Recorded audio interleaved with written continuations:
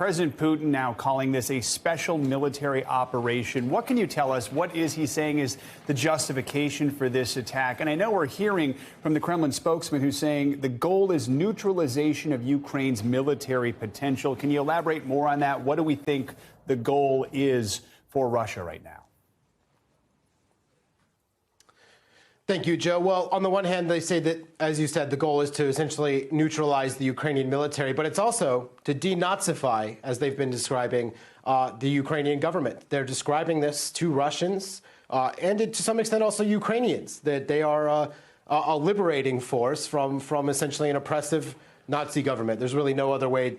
That's what they're saying. So what we're seeing so far, as Matt Bradley said, it is actually quite difficult to understand what's happening on the ground, but it is clear that there are, at the very least, cruise missile strikes. There are some other reports of various other military activity, but the goal at this phase does appear to be, as Mr. Peskov said, neutralization of the Ukrainian military, but also a very important point, something that's really striking to me right now in Russia, is control of the narrative is really important.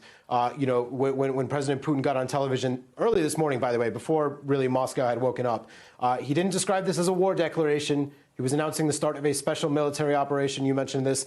Throughout the day, we have seen continued insistence from the Russian Defense Ministry that everything is going fine. There are no Russian casualties. They've not lost any Russian helicopters, any Russian tanks, any Russian soldiers. The Ukrainian military not putting up a fight. They're laying down their arms and abandoning their positions in large numbers.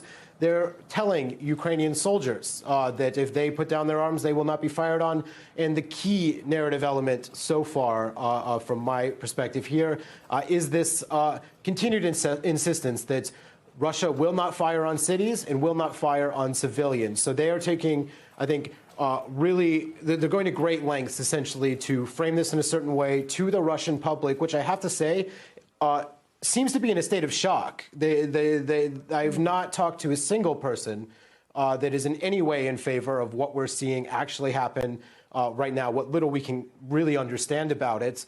And you know, like we saw the Kremlin spokesman Dmitry Peskov insist that that the public supports this. I have seen absolutely no evidence of that. So I think that the Kremlin's probably aware of that. That's why the narrative control is so important. Russians, I'd say, like any society, really are kind of averse to casualties. But there's a particularly strong memory, for example, of the Soviet war in Afghanistan, of casualties in the two wars in Chechnya. So they definitely need this to look clean. They're insisting that this is being conducted with precision weapons. They're not really acknowledging that there is a broader operation going on. If you watch Russian state television, it looks like it's just a peacekeeping operation in Donbass. So there's definitely a narrative battle being waged as well. Yeah. We should note, Ukraine is putting out information saying their enemy is suffering losses, putting out information on planes and helicopters that have been downed in Ukraine. So you're seeing a different story coming from Ukrainian officials. Thanks for watching our YouTube channel. Follow today's top stories and breaking news by downloading the NBC News app.